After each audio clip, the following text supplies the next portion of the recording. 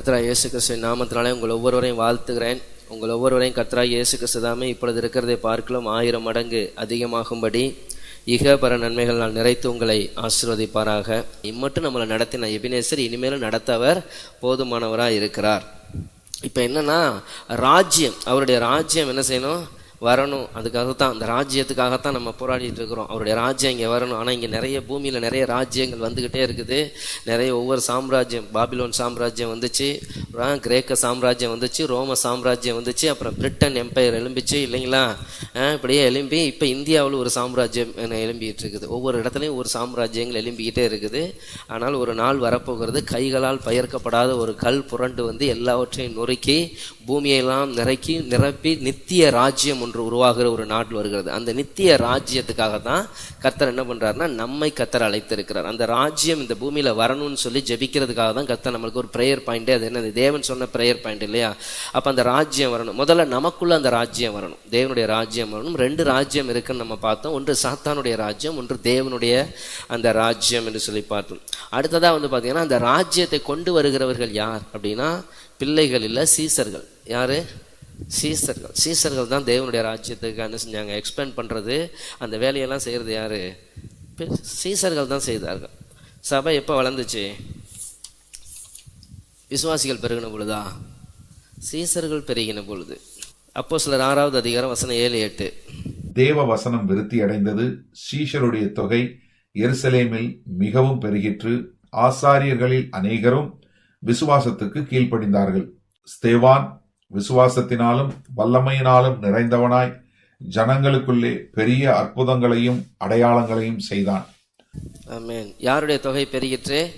சீசர்களின் தொகை பெருகிற்று. நீங்க வந்து பாத்தீங்கன்னா 6வது அதிகாரத்துல தான் சொல்லப்படுது, சீசர்களின் தொகை இப்ப பெருகிருக்கு. இதுக்கு முன்னாடி என்ன இருந்துச்சு? அப்போஸ்தலர் 2:44. அப்போஸ்தலர் 2:44. விசுவாசிகள் எல்லோரும் ஒருமித்திருந்து சகலத்தையும் பொதுவாய் வைத்து அனுபவித்து கொண்டிருந்தார்கள். என்ன இருக்குதோ அதை வச்சு என்ன செய்யணும்? ஒன்றா உட்காந்து சாப்பிட்டு ஜாலியாக ஒவ்வொரு நாளும் ஒரே பயங்கர சந்தோஷமாக மகிழ்ச்சியாக இருக்காங்க. கர்த்தர் இதை சொன்னாரா? எல்லாம் கர்த்தர் என்ன சொன்னார்? பரிசுத்தாவி உங்களிடத்தில் வரும்பொழுது நீங்கள் எங்கே இருக்கணும்? ஃபர்ஸ்ட் எருசலேமில் இருக்கணும், அடுத்து யூதேயாவுக்கு போகணும், அடுத்து சமேரியாவுக்கு போகணும், அடுத்து பூமியின் கடைசி வரையும் தான் எனக்கு சாட்சிகளாக இருப்பீர்கள். இதுதான் கர்த்தர் சொன்னது. இவங்க எந்த சிஸ்டத்தை பிடிச்சிட்டாங்க தெரியுமா? ஒரு பணக்கார பையன் வந்தான், நான் நித்திய ஜீவனை பெற வேண்டும், என்ன செய்ய வேண்டும்? கர்த்தர் சொன்னார், போய் கற்பனையெல்லாம் கை கொள்ளினார். அவன் என்ன பண்ணான்? இதெல்லாம் என் சின்ன வயசுலேருந்து கடைபிடிக்கிறேன், வேறு ஏதாவது ஒரு ரூல்ஸ் இருக்கா அப்படின்னு கேட்டான். ஒரே ஒரு குறை தான் இருக்குது, உன் இருதய ஃபுல்லாக பணம் ஆசையாக இருக்குது. அதனால நீ என்ன பண்ணு, எல்லாத்தையும் விற்றுட்டு நீ என்ன பண்ணிடு, ஏழைகளுக்கு கொடுத்துட்டு நீ வந்து என்னை பின்பற்றி வா அப்படின்னார். அவ்வளோதான். ரொம்ப சோகமாக போயிட்டான். இப்போ நம்ம யாராவது ரட்சிக்க பண்ணோம், நான் நித்திய ஜீவனை பெறணும்னா நம்ம போய் சொல்லுவோமா? சொத்தெல்லாம் விற்றுவிட்டு இயேசு பின்னாடி வாங்க அப்படின்னு சொல்லி. அப்போ என்ன கேட்பாங்க? நீங்கள் எல்லாம் விற்றுட்டீங்களான்னு கேட்பாங்க இல்லையா? கட்டாயம் கேட்பாங்கல்ல. அப்போ வந்து நிச்சயமாக அது கிடையாது. ஏன் அப்படி சொன்னார்? ஏன்னா நியாயப்பிரமாணத்தினாலே ஒருவனும் தேவனிடத்தில் நீதிமான் ஆகிறது இல்லை. அவன் தன் சுய நீதியில் நின்றான். அவன் சுய நீதியில் நின்றதுனால கர்த்தர் அவனுடைய இருதயத்தில் இருக்க குறைவு என்னங்கிறத காண்பித்தார். பைபிள் என்ன சொல்லணும்னா, அவர் அவனை அதிகமாக அன்பு கூர்ந்து இன்னும் இடத்துல என்ன இருக்குது? ஒரு குறைவு இருக்குதுப்பா அப்படின்னு சொன்னார். இன்னொன்று என்ன செய்யலை? பூரணமானவன் ஆக்கப்படலை. அதனால அவர் இல்லாமல் நம்ம பூரணமாக்கப்பட முடியாது. அதனால தான் நம்முடைய கிரியைகளினால் நாம் நீதிமான்களாக்கப்படவில்லை, அவருடைய ரத்தத்தினாலே நாம் நீதிமான்களாக்கப்பட்டிருக்கிறோம் என்று வேதம் சொல்றது. இயேசுவின் ரத்தம் நம்முடைய பாவங்களை சுத்திகரித்ததினால நாம் நீதிமான்களாக்கப்பட்டிருக்கோம். இப்போ ரட்சிப்பு எப்படி வருது? இப்போ நம்முடைய நீதிமான்களை எப்படி ஆக்கப்பட்டிருக்கிறோம்? நம்முடைய கிரியைகளினால் அல்ல, அவருடைய ரத்தத்தினால் நம் பாவங்கள் மன்னிக்கப்பட்டதினாலே, அவருடைய ரத்தத்தினாலே நாம் நீதிமான்களாக்கப்பட்டிருக்கிறோம் என்று கர்த்தருடைய வேதம் சொல்லுது. அப்ப சுவிசேஷம் நம்ம எப்படி சொல்லணும்? இயேசுவை ஏற்றுக்கொள்ளுங்க, இயேசு உங்கள் பாவங்களை மன்னிப்பார் இல்லையா? அவருடைய ரத்தம் உங்கள் பாவங்களை நீக்கி சுத்திகரிக்கும் அப்படின்னு சொல்லிட்டு, அதுதான் சுவிசேஷம். அவர் தான் மரித்து மரணத்தில் அடக்கம் பண்ணப்பட்டு 3 நாள் உயிரோடு எழும்பின ஒரு தேவன். அவர் மறுபடியும் பரலோகத்தில் வீற்றிருக்கிறார், மீண்டும் பரலோகத்திலிருந்து திரும்ப வருவார்னு சொல்றது தான் சுவிசேஷம் இல்லையா? அப்ப என்ன பண்ணாங்க அப்படின்னு சொன்னா, இந்த சிஸ்டத்தை அப்படியே எடுத்துட்டு வந்துட்டாங்க. எங்க? ஃபஸ்ட்டு 1 நூற்றாண்டு சபை என்ன பண்ணுச்சு? எல்லாத்தையும் விற்று கொண்டாந்து வச்சுட்டு, இயேசு வரப்போறாரு, எப்படி எடுத்துக்கொள்ளப்பட்டாரோ அப்படியே திரும்ப உங்களுக்கு வருவார்னு சொல்லப்பட்ட அந்த வசனத்தை வச்சுட்டு என்ன பண்ணிட்டாங்க? எல்லாம் விற்று அங்கேயே உட்காந்துட்டாங்க. அப்போ தான் கர்த்தர் யாரை இன்ட்ரடியூஸ் பண்ணுறாருன்னா, யாரை இன்ட்ரடியூஸ் பண்ணுறாரு? சவுலுங்கிற ஒரு ஆளை இன்ட்ரடியூஸ் பண்ணி எல்லாரையும் காலி பண்ணி துரத்தி விட்டுட்டு சிதறி எல்லாம் சிதறி போனார்கள். அதுக்கப்புறம் எல்லாம் சிதறி போனவர்கள் எங்கும் தெரிந்து சுவிசேஷத்தை பிரசங்கித்தார்கள். அப்போ என்ன நடக்கும்? உட்காந்து கம்ஃபோர்ட் சோனில் உட்காந்துருந்தா கர்த்தர் என்ன பண்ணுவார்? யாரை எழும்ப பண்ணுவார்? சவுலை வர வைத்து சிதற பண்ணுவார். கேட்கவே கஷ்டமாக இருக்குல்ல? நான் வேறு எங்கேருந்தும் பேசலை, பைபிள்லேருந்து பேசிகிட்டு இருக்கேன். சரிங்களா? அப்போ நம்ம விரும்பினாலும் விரும்பாட்டி இந்த கம்ஃபோர்ட் சோனில் உட்காந்துருந்தீங்கன்னு வச்சுக்கோங்களேன், கர்த்தர் உங்களை வெளியே புறப்பட பண்ணுவார். அவர் எப்படி பண்ணணும்னு அவருக்கு தெரியும். ஆகவே கம்ஃபோர்ட் ஜோனில் உட்காராதீங்க, கம்ஃபோர்ட் ஜோனை உடச்சிட்டு வெளியே வந்துடுங்க. உட்காந்து, ஏன்னா தேவனுடைய திட்டம் ஒவ்வொருத்தருக்கும் ஒன்று இருக்குது. நமக்கு ஒரு வேலை இருக்குது, நமக்கு ஒரு முகாந்தரத்தோடு தான் அந்த பூமியில் வச்சுருக்கிறார். அந்த வேலையை செய்யலைன்னா செய்ய வைப்பார். அல்லேலூயா சொல்லுங்க பார்ப்போம். ஆமென். ஏன்னா விசுவாசிகளாகவே காலத்தை ஓட்டிட்டு போயிட முடியாது. ஏன்னா நம்மளை கர்த்தர் என்ன செய்ய, ஞானஸ்தானம் பெற்றதே யார் தான்? பிதா குமார் சகல ஜாதிகளையும் சீசராக்கி பிதா குமாரன் பரிசுத்த ஆவியின் நாமத்தினால அவர்களுக்கு ஞானஸ்தானம் கொடுக்கணும்னு சொல்லிட்டார். அப்படின்னா என்ன அர்த்தம்? ஞானஸ்தானம் பெறும்போதே நம்ம என்னவா ஆயிட்டோம்? ஆனால் நம்ம என்னவா தான் வாழ்ந்துக்கிட்டு இருப்போம்? பிள்ளையாக தான் வாழ்ந்துக்கிட்டு இருப்போம். ஏன்? அதுதான் பெறுவதற்கு ரொம்ப ஈஸியான வழி. பிள்ளைகள் திருப்தி அடையட்டும் என்று சொன்னீரே, பொல்லாதவர்களாகிய நீங்களே உங்கள் பிள்ளைகளுக்கு நல்ல ஈவுகளை கொடுக்க அறிந்திருக்கும் பொழுது பரமபிதா அவன் நன்மையாளை கொடுப்பேன்னு சொன்னீங்களே ஆண்டவரே, நான் உங்களுடைய பிள்ளை இல்லையா அப்படின்னு சொல்லி. நீ பிள்ளை தான், ஆனால் அதை தாண்டி அடுத்த ஸ்டேஜுக்கு போயாச்சு. என்னவாயிட்டோம்? நம்ம சீசர்கள் ஆயிட்டோம். சரி, வாசிங்க, இன்னொரு வசனத்தை வாசிங்கன்னா புரிஞ்சிருவீங்க உங்களுக்கு. அப்போஸ்தலர் 11வது அதிகாரம் 26வது வசனம். அவர்கள் 1 வருஷ காலமாய் சபையோடே கூடியிருந்து அநேக ஜனங்களுக்கு உபதேசம் பண்ணினார்கள். முதல் அந்தியோகியாவிலே சீஷர்களுக்கு கிறிஸ்தவர்கள் என்கிற பேர் வழங்கிற்று. நாமெல்லாம் என்ன அடையாளப்படுத்தப்படுறோம்? கிறிஸ்தவர்கள். யாருக்கு கிறிஸ்தவர்கள்னு பேர் கொடுக்கப்பட்டுச்சு சொல்லுங்க? விசுவாசிகளுக்கா, சீசர்களுக்கா? சொல்லலாமா வேணாமா என்ன நிறைய பேர். ஏன்னா அது இதுக்கப்புறம் என்ன மாதிரி குண்டு போடுவேங்கிறது தெரியாததுனால நம்ம கொஞ்சம் ஜாக்கிரதையாக இருக்கும்னு நினைக்கிறேன். நீங்கள் விரும்பினாலும் விரும்பாட்டியும் வசனம் மாறாது. கிறிஸ்தவர்கள்ங்கிற பேர் யாருக்கு கொடுக்கப்பட்டதுன்னா விசுவாசிகளுக்கு அல்ல, சீசர்களுக்கு கொடுக்கப்பட்டது. யாருக்கு கொடுக்கப்பட்டுச்சு? சீசர்களுக்கு கொடுக்கப்பட்டது. இப்போ எத்தனை பேர் நீங்கள் எல்லாம் சீசர்கள்? கிறிஸ்தவர்கள்னால் நீங்கள் சீசர்கள். அப்படி தான் பைபிள் சொல்லுது. விசுவாசிகள்ங்கிறது ஒரு ஐடென்டிட்டியாக இருக்கட்டும், ஆனால் நம்ம ஆக்ட் பண்ண நம்ம இயங்க வேண்டிய ஒரு பகுதி இருக்குது பார்த்தீங்களா, நம்ம செயல்பட வேண்டிய பகுதி, அது சீசன். நாம் சீசனாக இருக்கும்படி என்ன செஞ்சுருக்கிறோம்? அழைக்கப்பட்டிருக்கிறோம். சீசன்கிறது ஒரு அழைப்பு. நம்ம எல்லாருமே சீசர்கள். உங்களுக்கு ஊழியம் இருக்கலாம், நீங்கள் எந்த ஊழிய அழைப்புமே இல்லை, நீங்கள் சீசர்கள். நம்ம எல்லாருமே சீசர்கள் தான். நான் இன்னைக்கு ரட்சிக்கப்பட்டு இயேசுவை ஏற்று ஞானஸ்தானம், அன்னைக்கு நான் ஒரு யாரு? நான் ஒரு சீசன். சரி, இப்போ இந்த சீசனுடைய குவாலிஃபிகேஷன் என்ன தான் சீசன்லாம் செய்யணும்? சீசன்னா எல்லாருக்கும் ஒரு இது இருக்கும்ல, ஒரு பேர் இருக்குது, அந்த பேருக்கு ஒரு வேலை இருக்கும் இல்லையா? அதை நம்ம என்னன்னு பார்த்துருவோம். சரி, இப்போ நம்ம பார்த்துட்டோம். யாரெல்லாம் ரட்சிக்கப்பட்டீங்க, ஞானஸ்தானம் பெற்றுட்டீங்க, கிறிஸ்தவர்கள் என்று அழைக்கப்படுகிறீர்களோ நீங்களெல்லாம் யார் தான்? தேவனுடைய பிள்ளைங்கிற அடையாளம் உங்களுக்கு இல்லாமல் போயிடாது. நீங்கள் தேவனுடைய பிள்ளை தான், அதில் எந்த மாற்றமும் இல்லை. நீங்கள் நீதிமான்கள் தான், பரிசுத்தவான்கள் தான், உங்கள் பேர் ஜீவ புஸ்தகத்தில் எழுதப்பட்டது தான். ஆனால் வசதியாக ஒரு விஷயத்தை மறந்துடக்கூடாது. அதே நேரத்தில் நான் யார்? நான் இயேசுவுக்கு சீசன். நான் சீசன். இப்போ இந்த சீசன் என்ன செய்யணும் அப்படிங்கிறத நம்ம பார்க்கணும். வாசிங்க, லூக்கா 14வது அதிகாரம் 26வது வசனம். லூக்கா 14:26. யாதொருவன் என்னிடத்தில் வந்து தன் தகப்பனையும் தாயையும் மனைவியையும் பிள்ளைகளையும் சகோதரரையும் சகோதரிகளையும் தன் ஜீவனையும் வெறுக்காவிட்டால் எனக்கு சீஷனாய் இருக்க மாட்டான். அதிலே 33 வாசிங்க. அப்படியே உங்களில் எவனாகிலும் தனக்கு உண்டானவைகளை எல்லாம் வெறுத்து விடாவிட்டால் அவன் எனக்கு சீஷனாய் இருக்க மாட்டான். இப்போ இதை சொல்லலாமா? உங்களுக்கு கேட்டுக்குவீங்களா? இல்லை கடின உபதேசம்னு வெளிநடப்பு செய்வீங்களா? எனக்கு தெரியாது. இருந்தாலும் வேதம் சொல்லுது, என்னத்தை வெறுக்கணுமா? எல்லாத்தையுமே. முதல்ல தனக்குரியதெல்லாம் வெறுக்கணும். தனக்குரியது முதல்ல பைபிள் சொல்லுது, தன்னைத்தானே வெறுத்து. அப்படிதான் சொல்லுது, தன்னைத்தானே வெறுத்து. அப்போ முதல்ல தன்னை வெறுக்கணும். தன்னை வெறுக்கணும் என்ன? சுயத்தை வெறுக்கணும். நமக்கு எல்லாமே நம்மளை ரொம்ப நேசிக்க பழகிட்டோம்.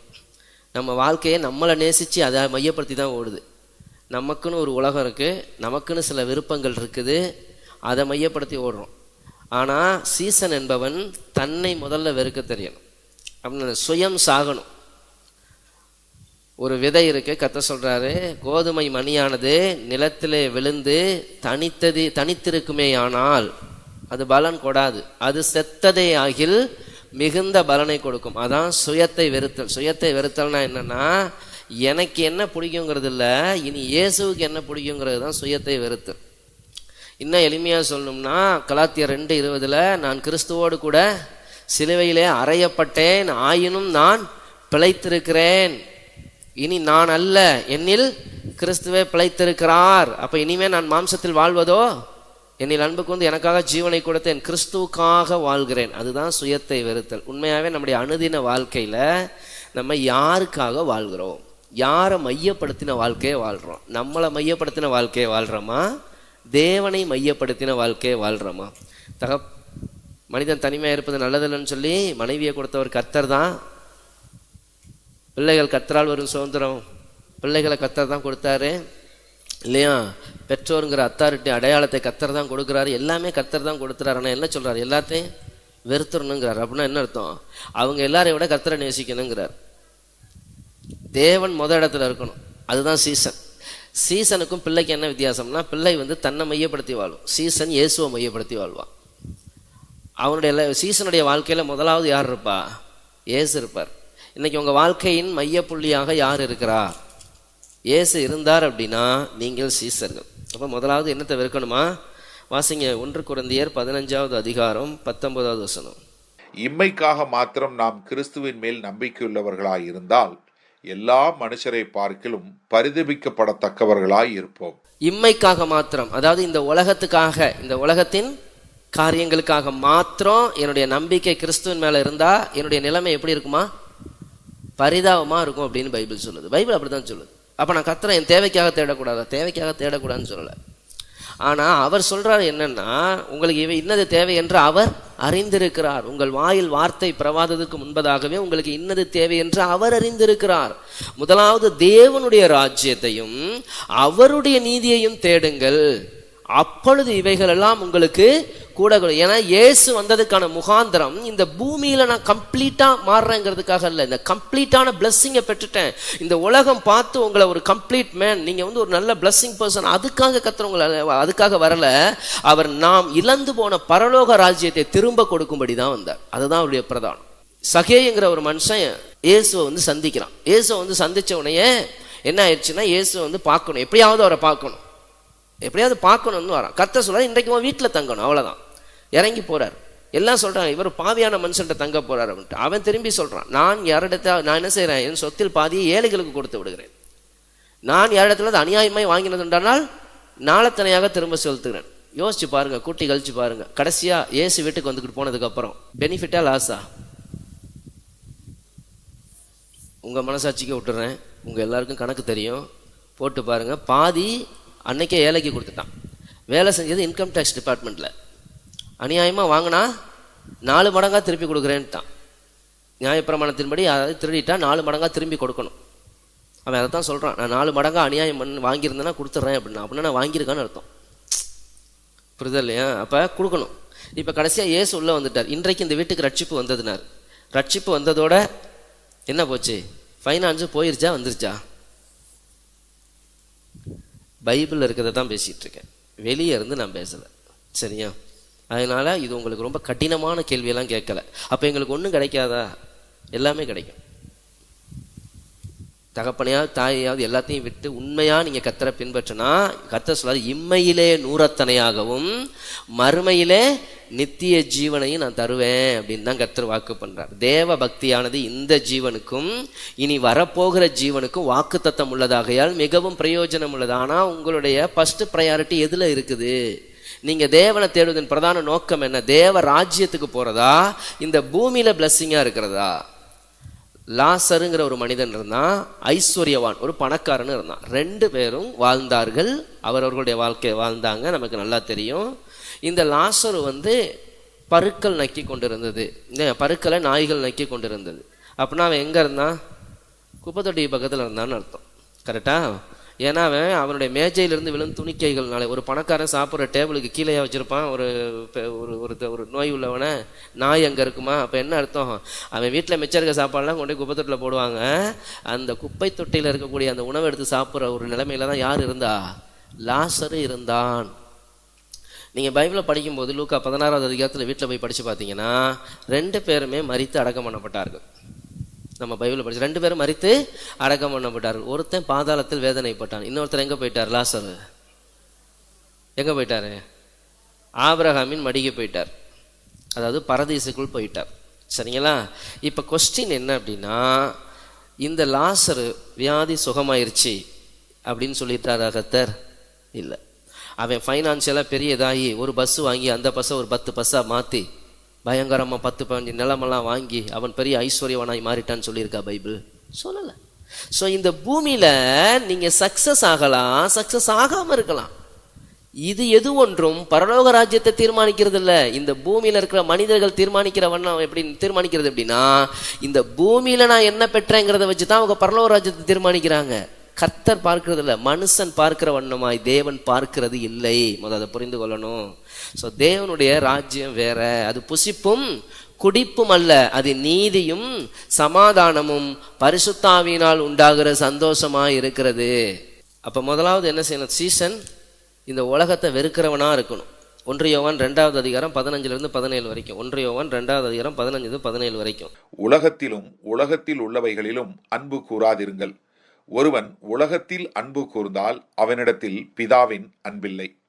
ஏனெனில் மாம்சத்தின் இச்சையும் கண்களின் இச்சையும் ஜீவனத்தின் பெருமையுமாகிய உலகத்தில் உள்ளவைகள் எல்லாம் பிதாவினால் உண்டானவைகள் அல்ல, அவைகள் உலகத்தினால் உண்டானவைகள். உலகமும் அதன் நிச்சயம் ஒளிந்து போம், தேவனுடைய சித்தத்தின்படி செய்கிறவனே என்றென்றைக்கும் நிலைத்திருப்பான். இங்கே அழகா பைபிள் சொல்லுது, உலகத்திலும் உலகத்தில் உள்ளவைகளும் என்ன செய்யாதீங்க? அன்பு கூறாதிருங்கள். இப்போ இந்த உலகத்தின் வெற்றிகள் தான் நிறைய பேருக்கு பிரதானமாக இருக்குது. இப்போ இந்த பூமியில் நீங்கள் சக்ஸஸ் ஆயிட்டீங்க அப்படின்னா அதை வச்சு தான் இந்த உலகம் என்ன செய்யுது? உங்களை தீர்மானிக்க ஆரம்பிக்கிறது. இந்த உலகம் அதை வச்சு தான் உங்களை தீர்மானிக்க ஆரம்பிக்குது. இந்த உலகத்தின் வெற்றி, நல்லா படிச்சிட்டிங்களா, நல்லா படிச்சிருக்கீங்களா, நல்ல வேலை கிடைச்சிருச்சா, கல்யாணம் ஆயிடுச்சா, புள்ள கிடைச்சிருச்சா, வீடு கட்டிட்டீங்களா. ஸோ இந்த பூமி ஒவ்வொன்றுக்கும் ஒரு வெற்றிக்கான ஒரு அளவுகள் வச்சிருக்கு இல்லையா? இதெல்லாம் பெறலாம், இது கிடைக்கும்.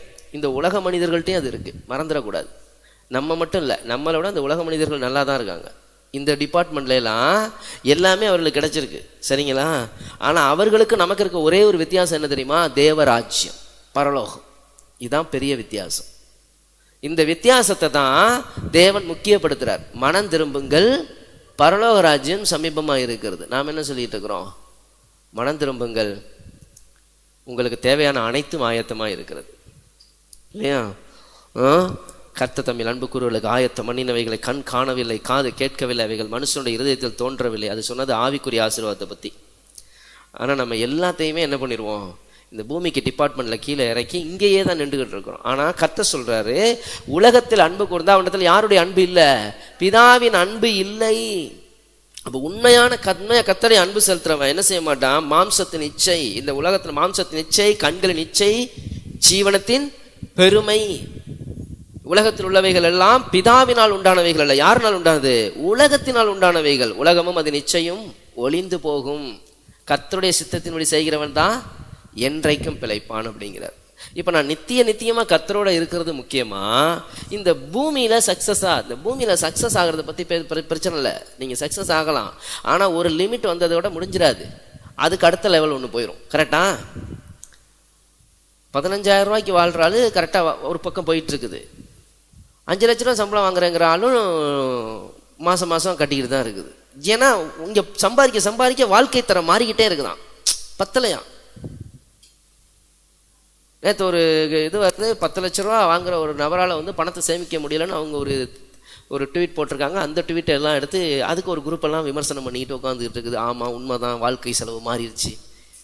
ஆக மொத்தம் இங்கே என்ன ஆகலை? திருப்தி அடையாதவைகள் 4 உண்டு, அதில் ஒன்று பாதாளம். ஸோ இங்கே பாதாளம் வந்து ஒரு நாளும் திருப்தி அடையாது. இந்த பூமி திருப்தி ஆகாது. உங்களை என்ன வந்தாலும் அப்படியே விழுங்கிக்கிட்டே இருக்கும். அதுதான் நம்ம எங்கே பார்க்கணும்? ஒத்தாசை வானத்தை நோக்கி பார்க்கணும். அதில் தான் பவுல் சொன்னார், நான் ஒன்று பண்ணுறேன், பின்னானவைகளை மறந்து முன்னானவைகளை நாடி கிறிஸ்து இயேசுவுக்குள் தேவன் அழைத்த அந்த பரம அழைப்பின் பந்தய பொருளை பெறும்படி இலக்கை நோக்கி. இங்கே பூமியில் நீங்கள் திருப்தி அடையணும்னு நினச்சிங்கன்னா திருப்தி அடைய முடியாது. நீங்கள் எந்த லெவலை நீங்கள் பெற்றுக்கொண்டாலும் சரி, எந்த காரியம் உங்கள்கிட்ட வந்தாலும் சரி, அதுலேருந்து அடுத்த லெவலுக்கு போய் நின்றோம். நீங்கள் அடுத்த ஒரு ஸ்டேட்டஸுக்கு போயிடுவீங்க. ஒரு கார் வாங்குறது தான் உங்களுடைய ஒரு இதாக இருந்துச்சு அப்படின்னா நீங்கள் கார் வாங்கினதில் திருப்தி அடைய மாட்டீங்க. ஏன்னா அந்த காரில் பல வெரைட்டி கார் இருக்குது. அதுதான் உங்களுடைய நீ கார் வாங்கின ஸ்டேட்டஸ் உங்களுக்கு பத்தாது. காரில் எந்த கார் வச்சுருக்கீங்கிற ஸ்டேட்டஸ் தான் இப்போ ரொம்ப முக்கியமாயிரும். அடுத்து இப்போ அதுக்காக நீங்கள் ஓடி ஆகணும். ஓடி கடைசியாக முடியும் போது கடைசியில் கல்லறையை போயிட வேண்டியதான். நாள் முடிஞ்சிடும் போயிடும்ல. நம்ம கொஞ்ச காலம் தான் அந்த பூமியில் வாழ போகிறோம். நம்ம பல நேரங்களில் நம்ம நினைக்கிறதே இல்லை. நம்ம வாழ போகிறதே கொஞ்ச காலம் தான் அப்படிங்கிறத நம்ம டெம்பரவரி ரெசிடென்ட் தான். இங்கே நம்ம என்ன பண்ணிகிட்டு இருக்கிறோம், பிஆர் வாங்கிட்டோம்னு நினச்சிக்கிட்டு இருக்கிறோம். நமக்கு பர்மனன்ட் ரெசிடென்ட் இங்கே கிடையாது. பைபிள் சொல்லுது பிலிப்பியர் 3:20 நம்முடைய குடியிருப்போ பரலோகத்தில் இருக்கிறது. ஆனால் நம்ம என்ன பண்ணிகிட்டு இருக்கிறோம்னா இந்த பூமியில் தான் இருக்கிறோம். இந்த பூமியில் பர்மனெண்ட்டாக நம்ம இங்கே வாங்க போகிறோம், இங்கேயே நம்ம இருக்க போகிறோம். 35க்கு மேலே வந்துருச்சுன்னா மொத்த செக்கப்பையும் பண்ண சொல்கிறாங்க. ஏன்? பாடி ஃபுல்லாகவே அங்கங்கே போயிட்டுருக்கு. அதனால் 35க்கு மேலே மொத்த செக்கப்பையும் எடுத்து வச்சுக்கோங்க. சுகர் இருக்கா, கொலஸ்ட்ரால் இருக்கா, எல்லாத்தையும் செக் பண்ணி என்ன செய்யுங்க, அதுக்கு தேவையான மாத்திரையை போட்டு கொஞ்ச நாளைக்கு சர்வைவ் ஆகுறத கொஞ்சம் இன்க்ரீஸ் பண்ணலாம். உள்ள ஸ்பேர் பார்ட்ஸ் ஒன்றுன்னா போக ஆரம்பிக்கும் போது போய் சேர வேண்டியதுதான், அவ்வளோதான். ஆனால் கர்த்தர் சொல்கிறார் நம்முடைய குடியிருப்பு பரலோகத்தில் இருக்குது. அங்கே இருந்து நம்முடைய ரட்சகராகிய இயேசு கிறிஸ்து வர எதிர்பார்த்து கொண்டிருக்கிறோம். அவர் வரும் பொழுது நம்முடைய அற்பமான சரீரத்தை தம்முடைய மகிமையான சரீரத்துக்கு ஒப்பாக அவர் மறுரூபப்படுத்த போகிறார். இதுதான் அழைப்பு. இதுக்கு தான் தேவன் நம்மளை வேறு பிரித்தார். இதுதான் நமக்கு கொடுக்கப்படும். ஆனால் ஒரு சீசன் இந்த மைண்ட் செட்டில் வாழும் பொழுது, ஆனால் அநேக நேரங்களில் நம்ம என்ன பண்ணுறோம், இந்த பூமிக்காக ஓடணும்னா நம்ம இன்னும் சீசர்கள் இல்லை. அப்போ இந்த உலகத்தை வெறுக்கணும். உங்களுக்கு என்ன தேவைன்னு கர்த்தருக்கு தெரியும் இல்லையா? நமக்கு என்ன தேவைன்னு நமக்கு தெரியும். தேவன் நம்முடைய தேவைகளை சந்திப்பார். நம்முடைய ஆடம்பரங்களை கர்த்தர் சந்திப்பது இல்லை, மறந்துடக்கூடாது. நம்ம தரிசனம் எல்லாம் பெருசு, அது வேணும் இது வேணும். உங்களுக்கு இருக்கிறவைகள் போதுமென்று எண்ணுங்கள், அப்படிதான் கர்த்தர் சொன்னார். உண்ணவும் உடுக்கவும் இருந்தால் போதுமென்று இருக்க. நிறைய பேர் அதெல்லாம் சொல்லவே மாட்டேங்கிறீங்களே. ஏன்? அதெல்லாம் சொல்லி ஒருவேளை அறிக்கையிட்டு மாட்டிக்குவோன்னு பயப்படுறீங்களா? உன் வாயின் வார்த்தையின்படியே உனக்கு ஆக கிடவுதுங்கிற மாதிரி ஏதாச்சும் செஞ்சுட்டாருன்னா என்ன செய்யறதுனால நிறைய பேர் இந்த வசந்தெல்லாம் தெரிஞ்சாலும் சொல்கிறது இல்லை. நீங்கள் சொல்லாட்டின்னு சொன்னாலும் அதான் உண்மை. சரிங்களா? நீங்கள் அப்போ தான் சந்தோஷம். தேவ பிள்ளைகள் சந்தோஷமாக இருக்கணும்னா ஒரே வழி, நீங்கள் சீசனாக இருக்க வேண்டும். ஏன்னா சீசனாக இருந்தால் அவனுக்கு வேறு எது பற்றியும் கவலை கிடையாது. சீசன் எப்படி இருக்கணும்? தன் குருவை போல் இருந்தால் போதும். குரு ஏதாச்சும் வச்சுக்கிட்டு தெரிஞ்சாரா? எங்கேயாச்சும் சொத்து சதிக்கிட்டு தெரிஞ்சாரா? ஒன்றும் இல்லை. வந்ததையெல்லாம் திருப்பி கொடுத்தார், தன்னையே கொடுத்தார், பரலோகத்துக்கு எழுந்தருளி போனார், மீண்டுமாய் வரப்போகிறார். ஆனால் சீசர்களாகிய நாம வாரும் ஆண்டவரே, தாரும் ஆண்டவரே, நிரப்பும் ஆண்டவரே, குலுக்கும் ஆண்டவரே, சரிந்து விளைவையும் ஆண்டவரேன்னு சொல்லி அவரை வேற டிபார்ட்மெண்ட்டுக்கே தான் யூஸ் பண்ணிக்கிட்டு இருக்கிறோம். ஆவியில் நிரப்பப்படுதல்லாம் ஒரு வாழ்க்கை இருக்குது, ஆவிக்குள்ளாக வாழ்கிற ஒரு வாழ்க்கை இருக்குது. ஆனால் அதெல்லாம் இப்போ ரொம்ப அதில் எல்லாம் நம்ம ஐஸ்வர்யவான்கள் ஆகாட்டியும் பரவாயில்ல.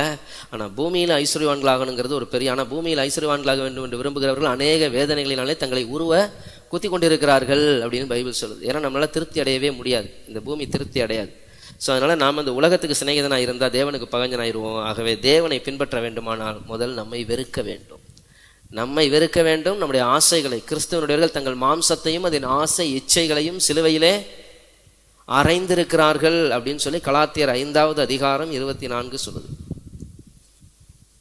அப்படி ஒரு வசனம் இருக்கு, நீங்க எடுத்து படிச்சுக்கலாம். நம்ம நம்முடைய ஆசைகளையும் இச்சைகளையும் சிலுவையில் அறையணும். அறைந்தாதான் அப்போ நம்ம இதை வெறுத்தா தான் நம்மளால் அறைய முடியும். சரிங்களா? சரி, அடுத்தது பார்த்தீங்கன்னா லூக்கா 14:27 வாசிங்க. தன் சிலுவையை சுமந்து கொண்டு எனக்கு பின் செல்லாதவன் எனக்கு சீஷனாய் இருக்க மாட்டான். தன் சிலுவை எடுத்துக்கொண்டு எனக்கு பின் செல்லாதவன். அடுத்து என்னது? இயேசுவுக்கு பின்னாடி போகணும். இயேசு ஒரு நாள் வரணும், ரட்சிக்கணும். அன்னைக்கு பிள்ளையாயிட்டோம். ஆனால் அதுக்கப்புறம் என்ன செஞ்சிடணும்? இனி நமக்கு தேவைன்னா மட்டும் அவர் பின்னாடி போவோம். அவர் எங்கே போகிறாரோ, நான் எங்கே இருக்கிறானோ அங்கே என் ஊழியக்காரன் இருப்பான் அப்படிங்கிறார். சீசன் என்ன செய்யணும்? இயேசுவோடு இருக்கணும். இன்னும் நம்ம எல்லா நேரத்துலையும் அவர் இருக்க விடுறதில்ல. பல நேரங்களில் அவர் வாசல் கதவை தட்டிக்கிட்டே இருப்பார். நாம் என்ன செய்வோம்? கதவை திறக்க மாட்டோம். ஏன் அப்படின்னா எல்லா நேரத்துலையும் கதவை திறந்தா ரொம்ப கஷ்டம். நம்முடைய லைஃப்பில் சில பகுதிகளில் மட்டும்தான் அவருக்கு ஃபுல் பர்மிஷன் கொடுப்போம். சில பகுதிகளில் ஃபுல் பர்மிஷன் நம்ம தரமாட்டோம். நமக்கே தெரியும் எந்தெந்த பகுதிகளில் நம்ம பர்மிஷன் கொடுத்துருக்குறோம், எந்தெந்த பகுதிகளில் நம்ம பர்மிஷன் கொடுக்கல அப்படிங்கிறது நமக்கே தெரியும். சில பகுதிகளில் கர்த்தர் எப்போ வேணாலும் நமக்குள்ளே வரலாம் போகலாம். ஆனால் எல்லா நேரத்துலையும் அப்படி இல்லை. ஆனால் பல நேரங்களில் பல காரியங்களில் நம்ம என்ன செய்வோம்னா அவர் பார்சியலாக தான் இருக்கணும். எப்படின்னா நாம் அவர்கிட்ட சொல்லிடுவோம், நாம் விரும்புகிறதெல்லாம் சொல்லிடுவோம், நாம் விரும்புகிறதெல்லாம் அவர் செய்கிறதுக்கு மட்டும்தான் வரணும். அவர் சஜஷன் எதுவும் கொடுக்கக்கூடாது, அவர் எந்த சஜஷனும் நமக்கு கொடுக்கக்கூடாது, அவர் எந்த ஒப்பீனியனும் கொடுக்கக்கூடாது, அவர் என்ன நினைக்கிறாரோ நமக்கு சொல்லிடவும் கூடாது. நான் என்ன நினைக்கிறேனோ அதை மட்டும் அவர்கிட்ட சொல்லுவேன், அதை கேட்டுக்கணும், அதையெல்லாம் அவர் கம்ப்ளீட் பண்ணி கொடுத்துடணும். இப்படி தான் நம்ம நினைக்கிறோம். ஆனால் அது கிடையாது. என்ன செய்யணும்? லைஃப்பை ஃபுல்லாக ஒப்பு கொடுக்கணும். பைபிள் சொல்லுது, சிலுவையை பற்றிய கெட்டு போகிறவர்களுக்கு ரட்சிக்கப்படுகிற நமக்கு சிலுவையை பற்றிய சுவிசேஷமாக உபதேசம்னு சொல்லுதா பைபிள். உபதேசம். அப்போ சுவிசேஷம்னா என்ன, உபதேசம்னா என்ன? இன்னும் எளிமையாக சொல்லணும்னா, சுவிசேஷம்னா இயேசு எனக்கு என்னெல்லாம் செய்வாருங்கிறது சுவிசேஷம். இயேசுக்கு நான் என்னெல்லாம் செய்யணும் அப்படின்னா அதுக்கு பேர் உபதேசம். நாம் எதை விரும்புகிறோம்? ஆக மொத்தம் சுவிசேஷம் எல்லாருக்கும் சொல்லப்படுது. நம்மளும் சுவிசேஷம் கேட்டு தான் ரட்சிக்கப்பட்டோம். சத்திய வசனமாகிய சுவிசேஷத்தை கேட்டு நீங்கள் ரட்சிக்கப்பட்ட பொழுது பரிசுத்த ஆவியினால் நீங்கள் முத்திரை போடப்பட்டீர்கள். நம்மளும் சுவிசேஷத்தை கேட்டு தான் இயேசு நம்முடைய பாவத்துக்காக மரித்தார், நம்முடைய ரத்தனுடைய பாவங்களை கழுவுகிறது எல்லாம் கேட்டு தான் ரட்சிக்கப்பட்டோம். ஆனால் அதுக்கு அடுத்து என்னத்தை கேட்கணுமா? சிலுவையை பற்றிய சுவிசேஷம் மட்டும் இல்லை, சிலுவையை பற்றிய உபதேசத்தை கேட்கணும். சிலுவையை பற்றிய உபதேசம் என்பது என்னது? தன்னைத்தானே வெறுத்து தன் சிலுவையை எடுத்துக்கொண்டு, சிலுவையை எடுத்துக்கிட்டு என்ன செய்யணும்? பின்னாடி போகணும், சிலுவையை சுமக்கணும்.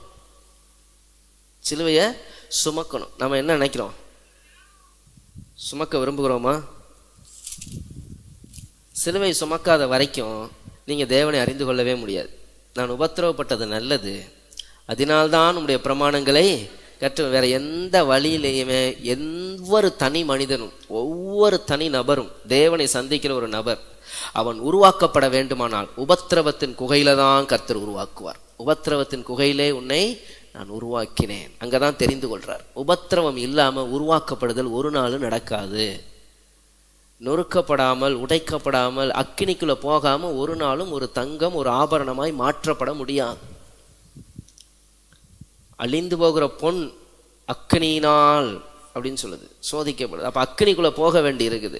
அப்போ நம்முடைய வாழ்க்கையில் ஒரு சோதனையின் காலகட்டம், ஒரு நெருக்கத்தின் காலகட்டம் வரும்பொழுது தான் நம்ம எப்படி இருக்கிறோம் அப்படிங்கிறத கர்த்தருக்கு தெரியும். அப்போ தான் நம்முடைய விசுவாசம் சோதிக்கப்பட்ட பின் நான் சுத்த பொன்னாக திளங்குவேன். எத்தனை பேர் சுத்த பொன்னாக மாறணும்? அப்போ இயேசுவை பின்பற்றி செல்ல வேண்டும். இயேசுவை பின்பற்றி சென்றால் என்ன வரும்? இயேசு படகுல இருக்கார், இயேசு தான் அக்கறைக்கு போவோன்னு சொன்னார். என்ன வந்துச்சு? புயல் வந்துச்சு, காற்று அடிச்சிச்சு. நிறைய பேருடைய இருதயங்களில் பயங்கர சோர்வு. வருஷ கடைசியில் ஒரு பிரசங்கத்தை கேட்கலான்னு வந்தா எங்கேருந்தோ வந்து இப்படி ஒன்று சொல்லி திகிலையும் திட்டிக்கிடுதலையும் உண்டாக்கி, நான் என்ன சொல்கிறேன்னா, பிள்ளையாவே வாழ்ந்தது போதும், வர்ற வருஷமாவது சீசனாக வாழ்வோங்கிறேன். சீசனாக வாழ்ந்தீங்கன்னா எப்பயும் சந்தோஷமாக இருக்கலாம். ஏன்? அத்திமரம் துளிர் விடாமல் போனாலும், திராட்சை செடி பலன் கொடாமல் போனாலும், ஒலிவ மரமே பலன் கொடுக்காமல் போனாலும், மந்தையில் ஆடுகளே இல்லாமல் போனாலும் கர்த்தருக்குள் மகிழ்ச்சியாக இருக்க முடியும். நம்முடைய தேவனுக்குள் களி கூற முடியும். ஒரு சீசனுக்கு எதுவும் தேவையில்லை, அவனுக்கு இயேசு மட்டும்தான் தேவை. பிள்ளைக்கு அப்படி இல்லை, இயேசு இல்லாட்டியும் பரவாயில்ல, எல்லாமே தேவை. நீங்கள் என்னவா இருக்க போறீங்க நீங்கள் தான் முடிவு பண்ணணும். கர்த்தர் கட்டாயம் தருவார், ஒன்றும் பிரச்சனை இல்லை. உங்கள் கண்ணீர்களை துடைப்பார், வேதனைகளை மாறும். ஆனால் இது மட்டுமே பத்தாது. இதுவே இந்த பூமியில் இதுக்காக எல்லாம் கர்த்தருடைய முகாந்திரம் இல்லை. அவருக்கு ஒரு வேலை இருக்குது. அவர் உங்களை தெரிந்து கொண்டு அவருடைய சீசனாக இருக்க முடியும். அப்போ நீங்கள் என்ன செய்யணும்? சிலுவையை சுமந்துட்டு போகணும்.